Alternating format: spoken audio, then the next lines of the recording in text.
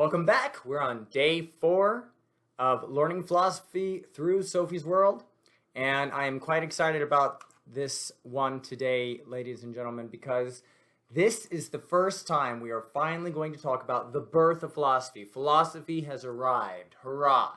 Now, quick glimpse at this picture here.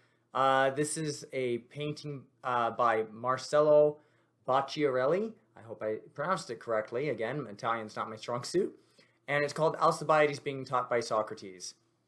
The man on the right is, of course, Socrates. Now, what is going on here? First of all, we need to talk about how the death of Socrates is going to result in the birth of philosophy. Not just his death, of course, but the way he lived his life. And his death maybe put it more on the map. So let's talk about Socrates first. And we'll get to Alcibiades here in a second. Now, Socrates was an ugly, possibly illiterate hobo of a man. And he wasn't necessarily homeless or anything. He had supposedly a wife. We actually know very little about him, as it were. But he seems to have perhaps been married, perhaps more than once, had offspring, at least a son or two.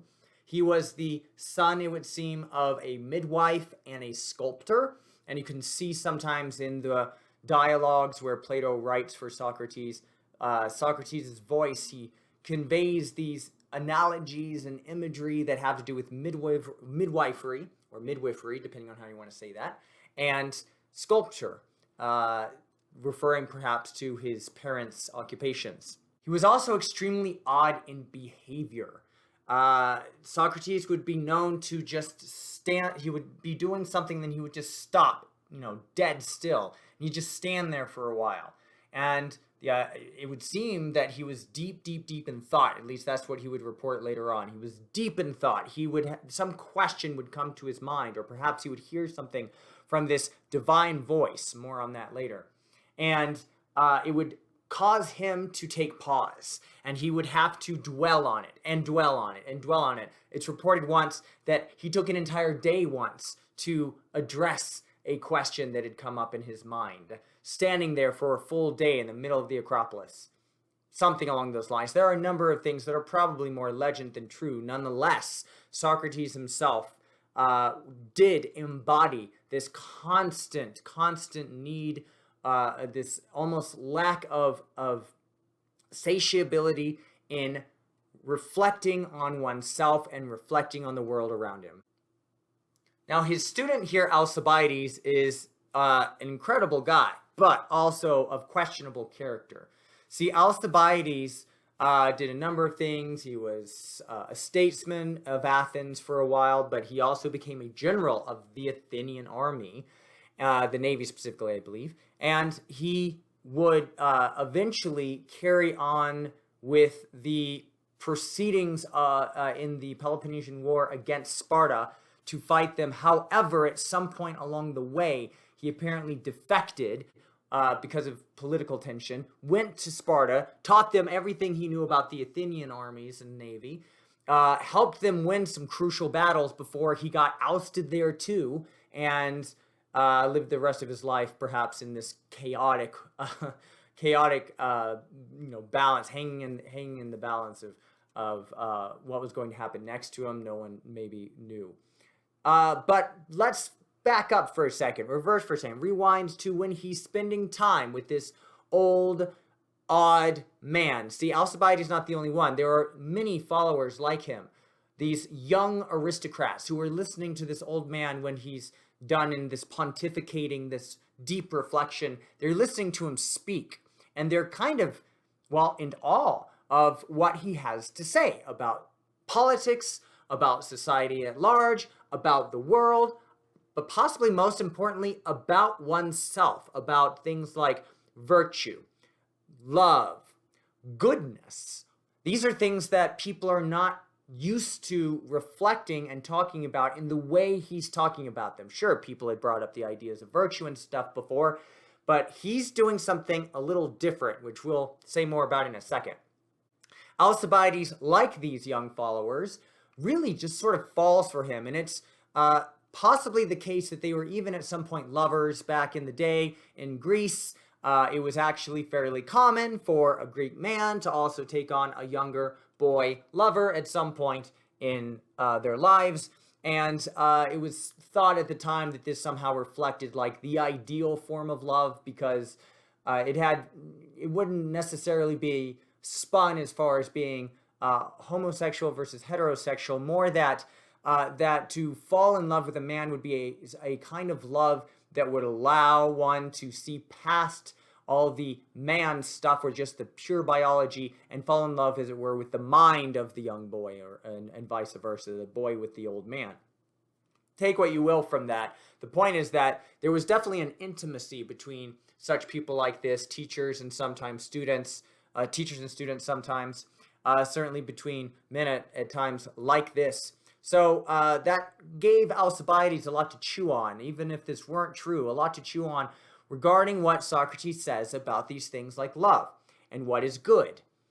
Now, Alcibiades, it would seem, was constantly, though, kind of pulling in the other direction. He wanted to flirt with women. He wanted power. He would talk about or start to act in these ways that indicated he wanted something other than what Socrates had to offer. And Socrates, you can just imagine, would keep coming and pulling him back in, reeling him back in, saying, no, Alcibiades, the good. Remember the good.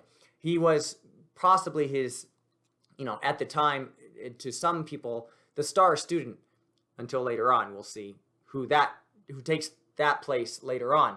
But Alcibiades, in the end, is perhaps a failed cause. After all, he defected from Athens. He doesn't end up being patriotic enough to stick with the side he believes in. He bases his decisions on politics and unconventional strategy rather than on honor and wisdom and things of that nature. So Alcibiades is, if anything, a case study for which you can actually teach people philosophy, but you can't make them do philosophy. We need to talk about what philosophy is. Finally, what is philosophy? It comes from these two words, philos and sophos, or philo and sophos, however you want to pose that. These Greek words that mean wisdom and love, or actually in the opposite order, love and wisdom. Therefore, philosophy would be the love of wisdom, literally speaking. Why is this super important? Why have I chosen to make this such an important criterion for deciding what is and isn't philosophy?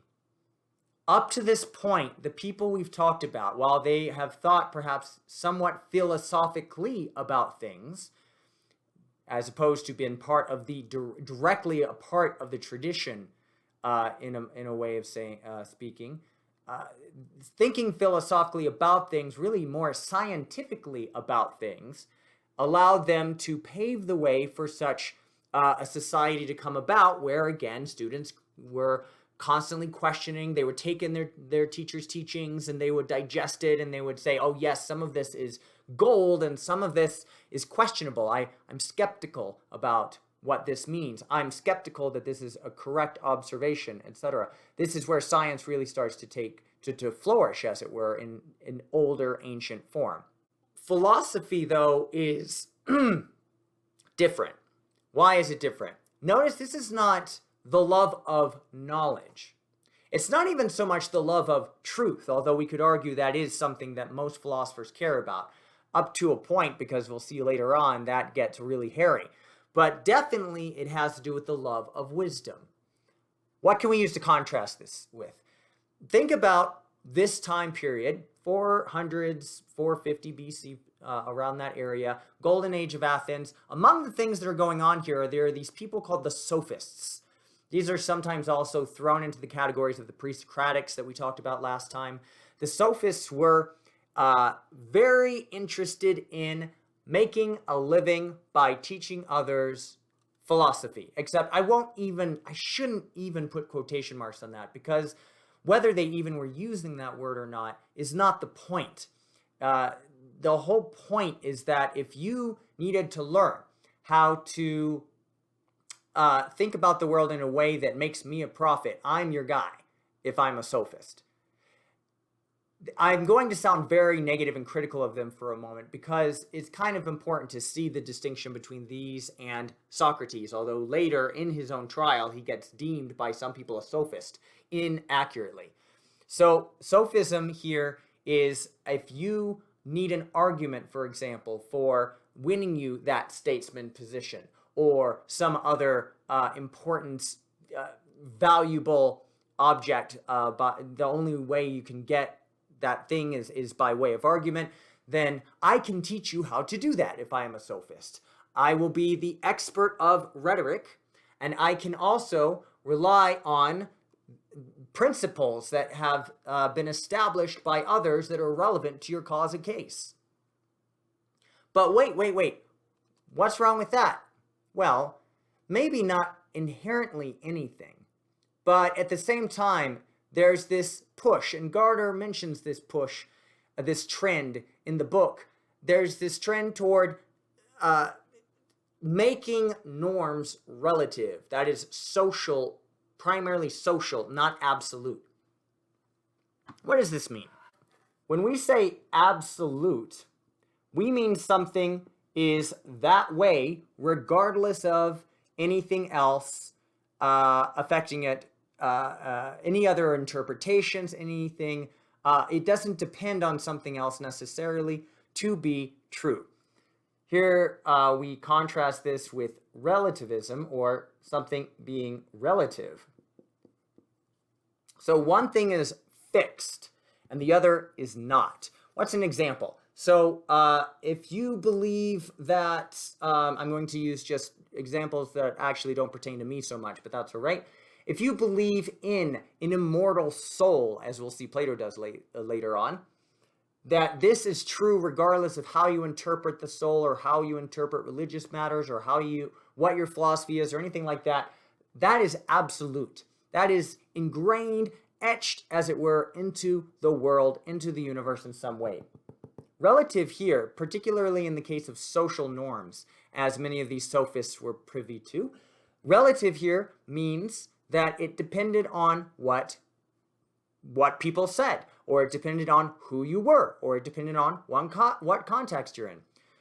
Let's take a more biological example, because I think that's useful too. We can speak absolutely of all of us watching this video, partaking in this video, anyone potentially capable, at least on this planet at this time, of watching and partaking in this series of lessons, being human. We would say this is an absolute truth or fact. Let's just keep it to fact, because truth, again, is hairy.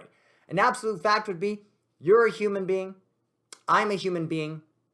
There's not much more to say about that. Now, by that, I'm not saying you can't question that, but I'm saying, notice that that does not depend on who you are.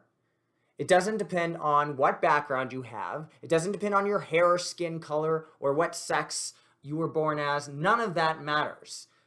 If I say that you and I are human beings, that would be considered absolute. So, what's going on here?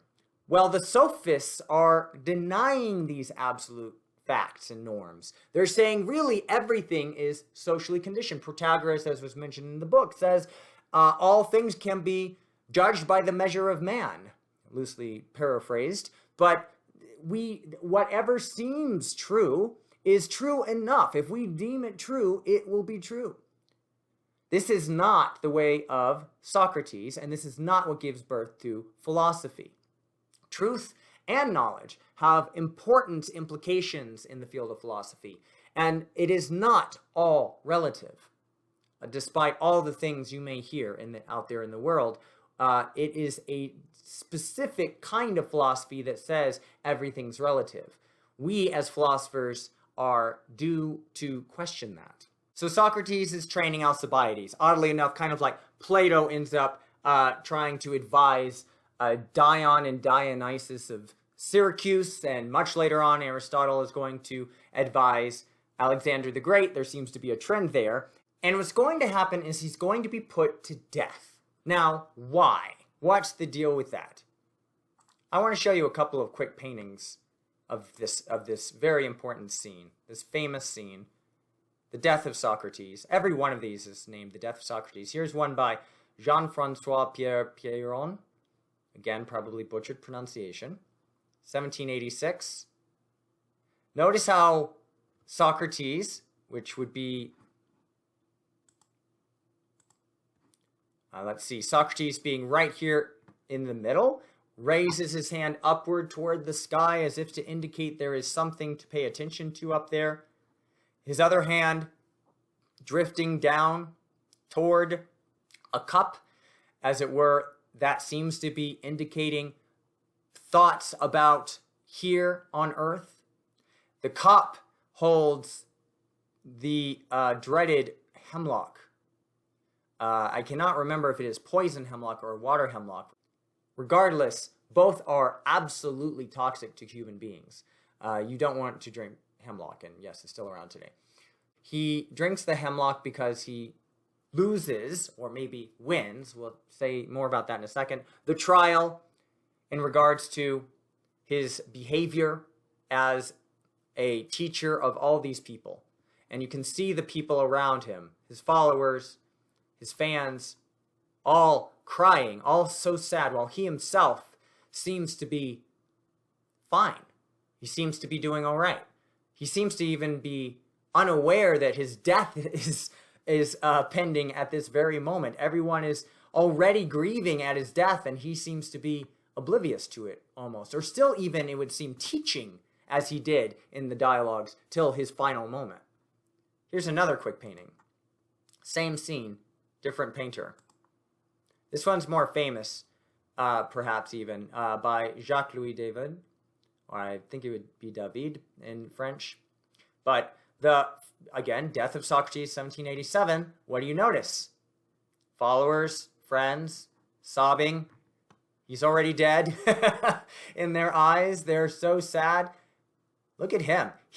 What's fun about this picture in particular, it's very reminiscent of Renaissance type work, is this portrayal of him in almost like, even though we know he's an old man, he almost appears to have a younger body. He looks strong, as it were, for a 70, 80-year-old dude. And he's pointing to the sky again, and one hand drifting towards the cup, pointing again downward toward the ground. This theme, once more. He's on his deathbed, and he's the only one who doesn't seem to mind that he's going to die. One last one. Here is, again, The Death of Socrates by Francois Xavier Fabre. Again, I'm going to probably butcher the French. 1802, just a little bit later. What do you notice is different in this one? People are still sad. They're obviously sad. Even those who are not outright sobbing are looking to him with sadness in their eyes and discomfort. He doesn't quite look as young or as, let's say, vigorous in his vitality as the last painting. Nonetheless, he's already holding the cup. There's no indication of heaven versus earth here. There's no up and down in his hands this time. He's taken the cup. We don't even see his other hand. He just seems resolved, is how I like to think. Resolved to finally taking what he already always had planned on drinking, or at least had always planned on having happen, his own death. He is ready to take it into his hands and embrace it. This is the Socrates that brings us to call into question what it means to die. What is this value of life, and what is the value of death? He's not suicidal per se, not in the sense that he's saying, like, we all should die or anything like that, but he embraces death here because of the life that it indicates he has lived. In fact, the most famous phrase we have of Socrates, perhaps of all time, is, "The unexamined life is not worth living." It feels like we're jumping ahead a little bit, though. Why is he dying? What did he do? Is it just because he's old and they want to get rid of him? That's part of it, but there's a lot more to it, too. He was clearly an influencer. And one of the things he was charged with having done is influenced, that is code for corrupted, the youth of his time. Again, remember those young aristocrats who were listening to him? You have democracy finally in Athens, but it's refined over time. And he's talking about what the ideal state or society ought to look like, the tripartite, which, again, is maybe more Plato than Socrates. But the other charge that he's given is for being impious.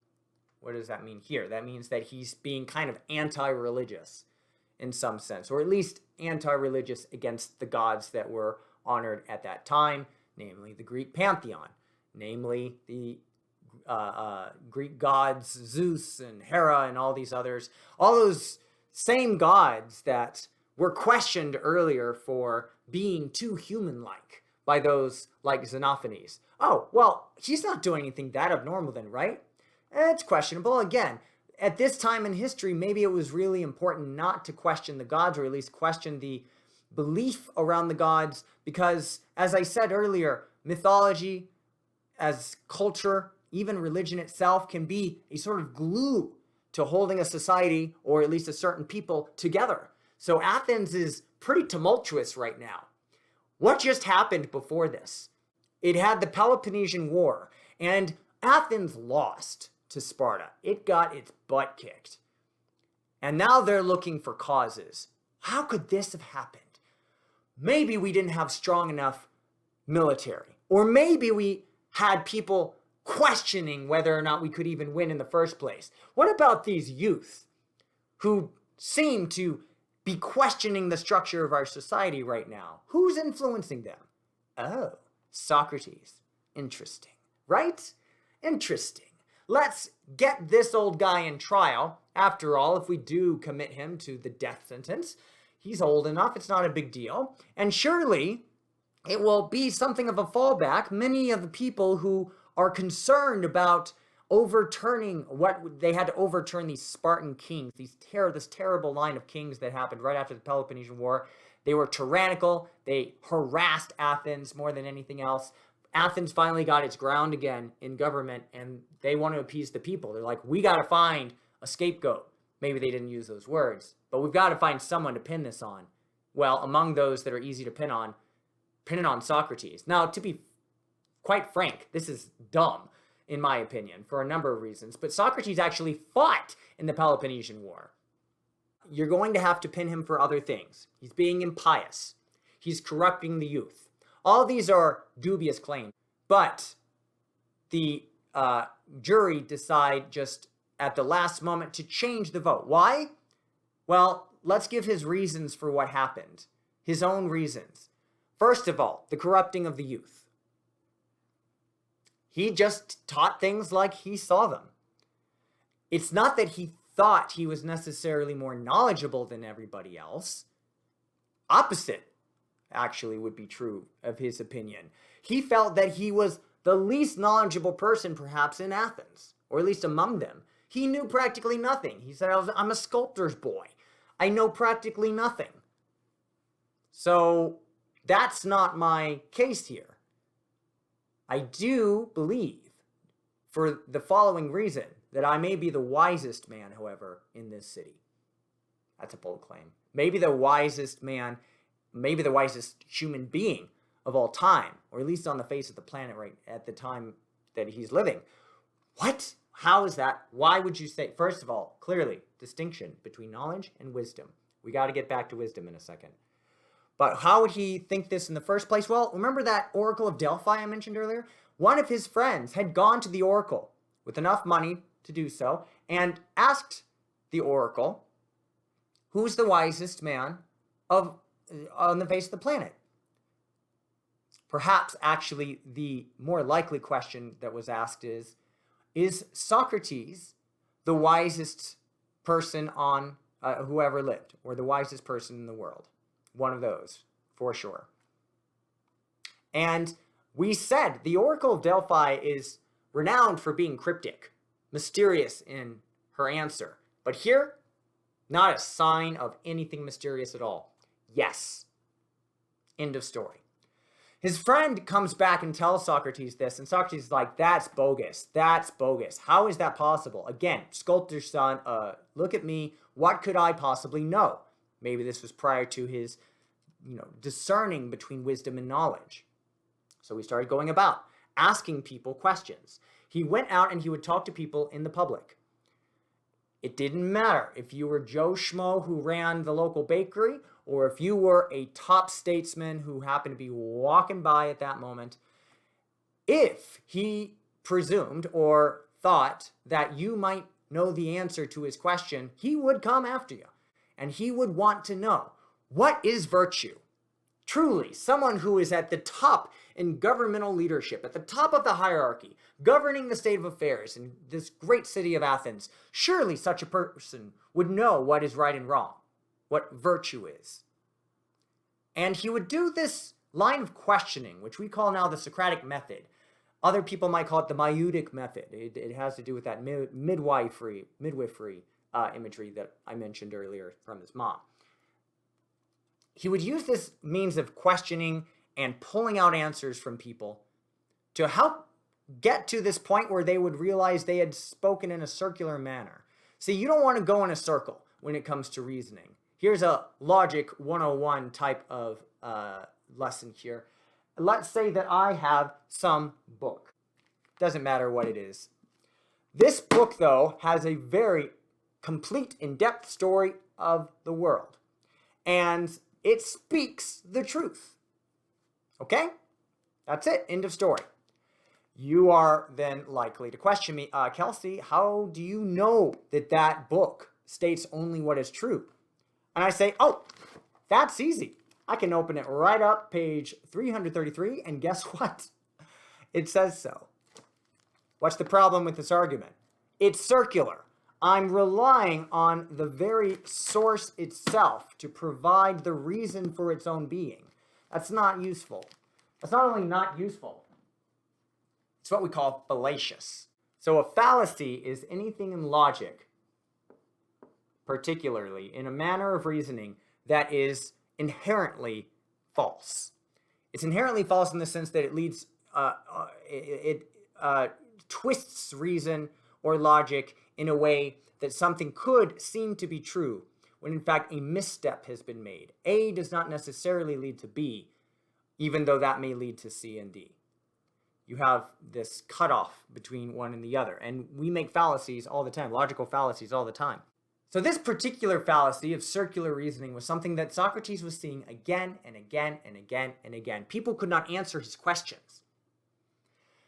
And yet they prized themselves on being the most knowledgeable people in X, Y, or Z subject. So Socrates finally had to come to a conclusion, he says, in his trial. He had to come to the conclusion that he's the only one who is at least knowing of his own ignorance, i.e., he knows that he does not know. We call this Socratic ignorance. It's one thing to be ignorant. It's another thing to be ignorant of the fact that you're ignorant of something. Now, how many people do you run into who claim to know the answer to something for surezies? And when you start to question them a little bit or you put them off their guard, it turns out they do not know as much as they claimed to. Now, we often criticize those people, but there's something of a little bit of generosity in this on the side of Socrates, some mercy here. Yes, he believes this is wrong. It is not good to pretend to know that you don't know. But Socrates also really believed that nobody knowingly does something wrong. We can get on to that track some other time, perhaps, but the main point here is that when you or I do something wrong or evil, we don't mean to. It happens because of our ignorance. So if we're ignorant of being ignorant, then we're simply wrong as far as we have not realized our ignorance of being ignorant. That has to do with the corruption of the youth bit. What about the whole thing with, the gods and all that stuff? You know, Socrates, you keep talking about hearing this divine voice. There's something you're saying speaking in your ear, but it's not Apollo or any of these other gods, which you don't have the credentials to be telling us you can hear anyway. He says, no. This is something else. I don't know what it is. He would call it sometimes as daemon, something he couldn't quite put into words. But regardless of what that was, whether it was himself or something else, he knew that it was speaking about the good. And Plato comes in here a little bit, sidestepping in here in our readings of Socrates when we talk about the good. The good here is going to mean something along the lines of the absolute good, the thing that is beyond all other types of good things. It is the good that makes all those good things good and all that stuff. We'll get back to that in a second. Whatever he heard, it sounded a lot like some god that was not the same thing as this Greek pantheon type of god. We have to be careful here. This was pre-Christianity. It wasn't necessarily pre-Judaism, but there wasn't necessarily that much crosstalk between these two cultures either. So a lot of people, namely Neoplatonists later on, really like thinking that Socrates is talking about the Christian or the Judaic God. It is very unlikely. So unlikely, in fact, that I really don't believe that to be the case at all. I think that one other way we could describe this absolute being or absolute thing is as just pure reason. Something that simply he could reason to be true and was true regardless of what anyone else thought. Now, here you are. The reason why Socrates is most definitely not a sophist. He didn't believe that these truths were relative. The truth, the absolute truth, the good truth, was not something that was simply true based on who said it and what kind of power they had and who they were or what they looked like and all that other stuff, what sex they were. It was all true regardless of what anyone else thought about it. And it was only us in our humble form being capable of thinking that we could alight on that truth outside of ourselves and come into alignment with it. Now, I'm saying alignment and not knowledge because it's not that he's saying you ever truly know the truth. You ever really know anything. Again, knowledge and wisdom are something else for him. Rather, it would seem that he's saying that it is something that contributes to our wisdom. Hence, the love for wisdom is the true occupation of the philosopher. They mostly didn't like this, but like I said, the jury was about 50-50. So what pushed it over the edge toward actually giving him a death sentence? Well, when asked what sort of reprimand, what sort of punishment would he wish to receive as opposed to the death penalty in light of his transgressions, according to them, he said, I ought to have a feast every day for the rest of my life. Athens probably owes me that by now. I've influenced it a bunch now. I've fought in your wars. I believe in it to the point that I tell people that if you are of here, then you must be loyal to here, and all that other jazz. What? Insanity! The man says he should be not punished, but rewarded in a way that they've never been able to reward anyone before. Feasts every day for the rest of his life. It's clearly a move. But they buy into it anyway. They decide that he's going to die. So did Socrates mean to die? If that was his true answer, it seems rather likely. But it doesn't matter at this point. He's going to die. And among the people who are not there in this scene, in any of these scenes, is his own student, Plato. Sadly, it's still not clear why he wasn't there.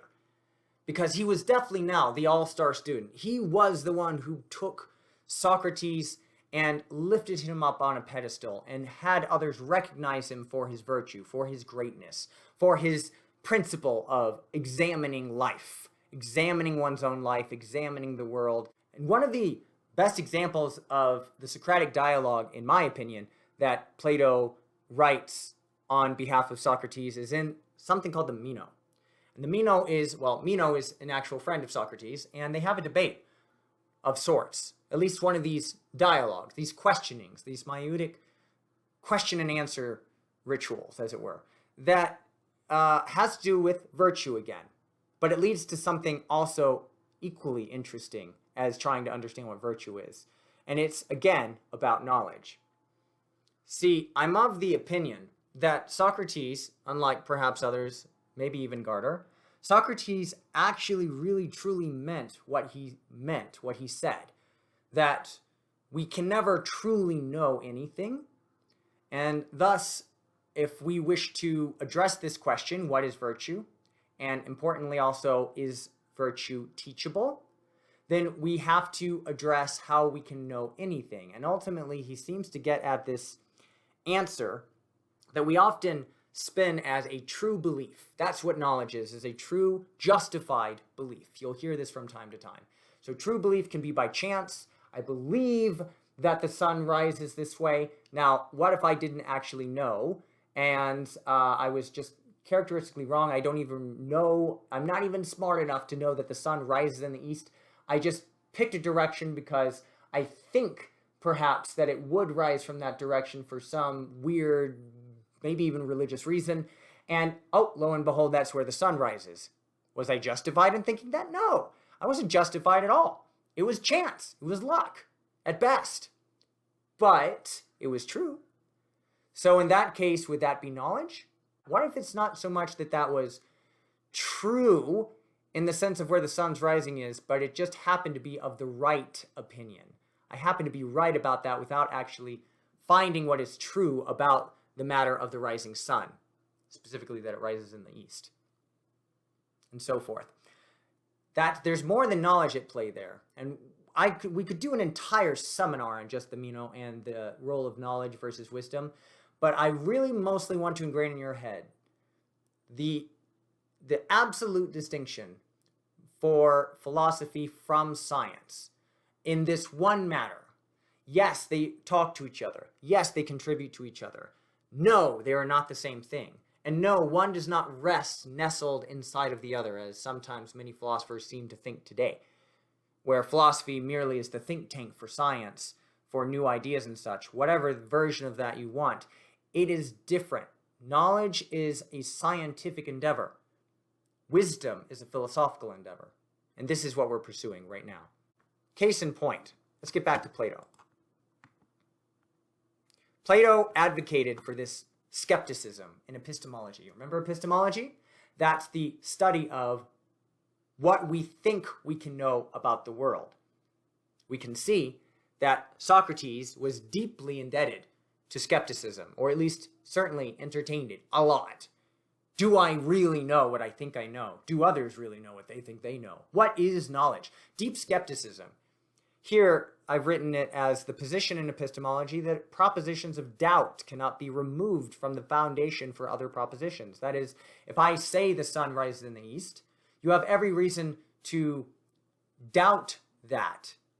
And any propositions I give that I think are foundational, or some foundation for that belief, you have every right to question that. If you are a skeptic, then you do not believe that it is possible to get at a foundation that cannot at some point be questioned in doubt. It's pretty fundamental. It sounds a little bit like the people we've been talking about up to this point, the natural philosophers and so forth. So Plato further advocates for this, and he does so in a way that's really bizarre. Remember the arche here in Athens during this golden age, that leading up to this moment, all those people who are talking about the arche, this fundamental principle. Is the world really made up of water, says Thales? Is it made of air, says Anaximenes? Is it part of the aperon? Never mind, because we never really talked about it, and we're not going to, by Anaximander. And so on and so forth. Those like Parmenides believe that it's perhaps reason itself. This is something called rationalism, which we will be dwelling on more later on as well. Plato himself was also a rationalist, possibly influenced by Parmenides, the person who believed there was no real change. More on that in a second, right? And others thought there was something else, some other substance, some other something that was the ultimate thing underlying everything else in our world. Socrates had his own version of that. The forms, what he called the forms or ideas, or eidos.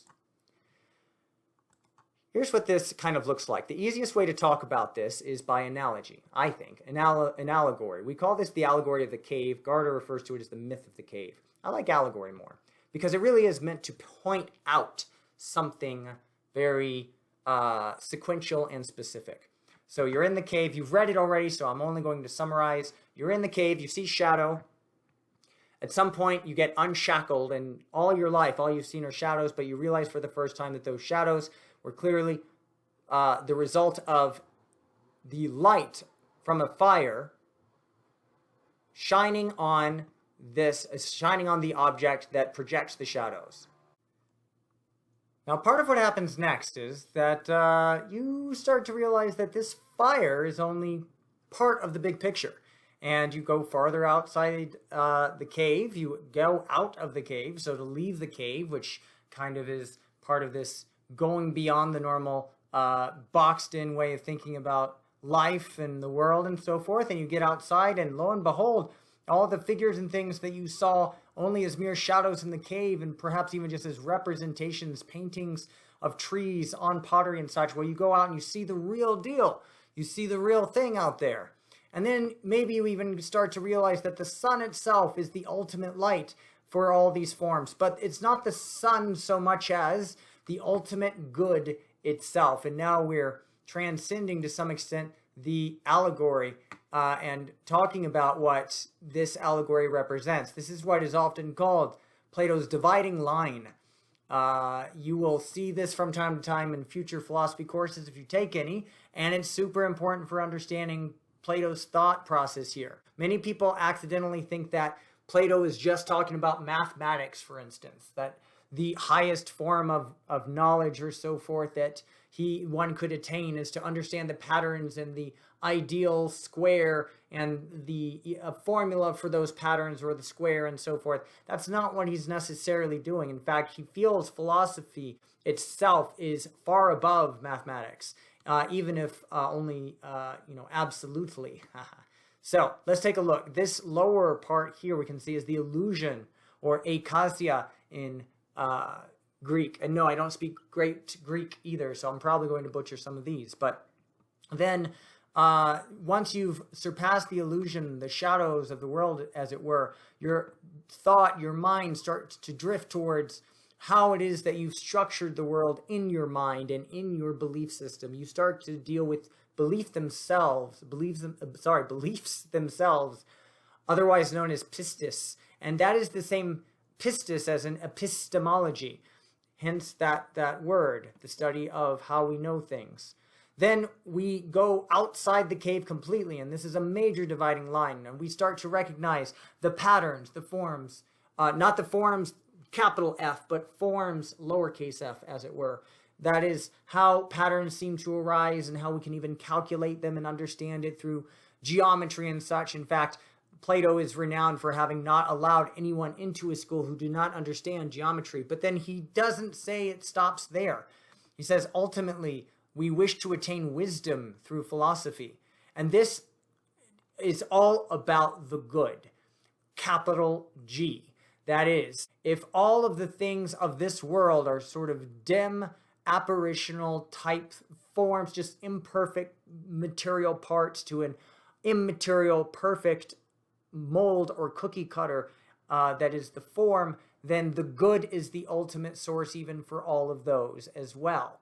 So there's a limitation on the number of forms. This is really different from the pre-Socratic. So even though he has this sense of arche and he bases this arche or single thing of which the world is made on forms, as it were, these forms, inheriting this idea from Democritus and others that all these little things can participate and create new structures and new beings. I again take apart the Lego tower and make a T-Rex out of it.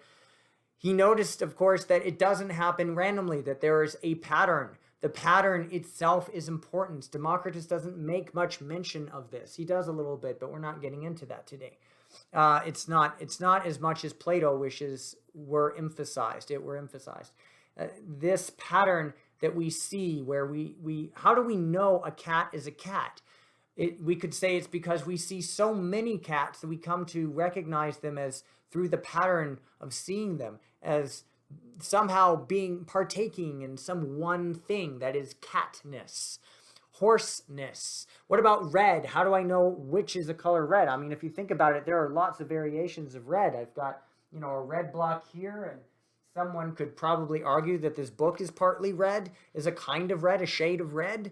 But despite there not being exactly the same, how would I still categorize them as red?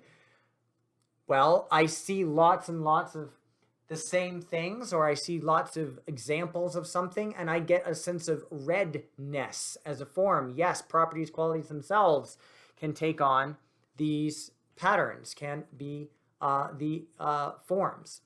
Now, he doesn't stop there, because the whole point to the forms is that he is influenced by Parmenides. He does ultimately think that, not that there is no change in the world, but that there is a part of the world that really truly is eternal, that doesn't change. The part that is where this part of the world where you and I interact and come to know each other and come to know what cats and red things are, this is the material world. This changes frequently, all the time. And the means of that change is by way of influences from the forms or the ideas, the ultimate things that craft, as it were, us into through these molds, almost, to use that analogy again. But then you've got the unchanging part, which is this transcendental, something above, something beyond us all. And it is only accessible by the mind in some form or other, and even then only indirectly for the most part. This is debatable, and depending on your reading of Plato. But this part doesn't change, kind of like Parmenides was saying. In this way, Plato is also a rationalist.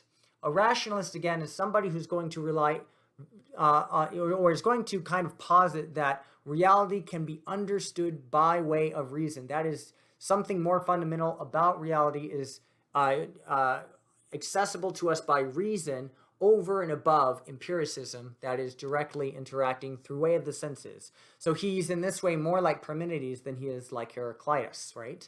And because these things don't change, they are eternal, then that gives way to all sorts of other crazy, cool, interesting ideas. So what about the soul? Now, whenever somebody brings up the soul, we tend to think religiously, which is okay, because that's where it's usually used. Most scientists today that I've listened to talk about this, at least, have basically no conception of the soul unless they are themselves religious practitioners. However, the soul doesn't have to partake in a religion. It doesn't have to be part of just a religious belief system. The soul as the essence or quintessence of a thing. And I say thing deliberately. I don't mean just a person, although many would, and perhaps even Plato himself would say, yeah, I'm talking about a person, like a human being has soul, not other things. Not this microphone, not my mouse, not the cat in the other room, maybe other living things. It depends on who you talk to again. But Plato is being very specific here. He's putting Socrates on the pedestal, talking about how the human soul is at risk of, through the Socratic ignorance, of being ignorant of your own ignorance, the soul can stand to avoid ever coming to the good and ever really coming to know what is right and wrong, what is good versus evil versus wrong. And now, if you have forms, if you have these eternal things that are sort of also like comprise the essence in a sense of what we are, at least it formalizes us, it structures us into what we look like and how we move and behave and stuff like that. Well, then what happens to, what is the soul going to be? It's going to be itself immortal and eternal, just like the other forms. And now you've got this idea of an immortal soul. That was not always there, and that doesn't always continue to be there throughout philosophy or religion. The idea of an immortal soul is this interesting thing that perhaps started with Plato and then got really pushed and carried forward by, I'm going to say it, primarily, I'd say, medieval Christian thinkers who exercised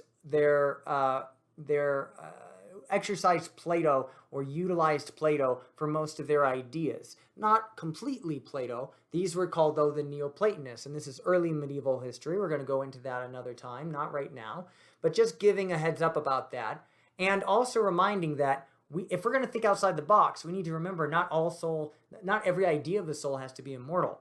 In fact, the student of Plato, who we'll be talking about next time, Aristotle, one of my faves, absolute favorites. He's going to have some real bones to pick here with regards to Plato's soul.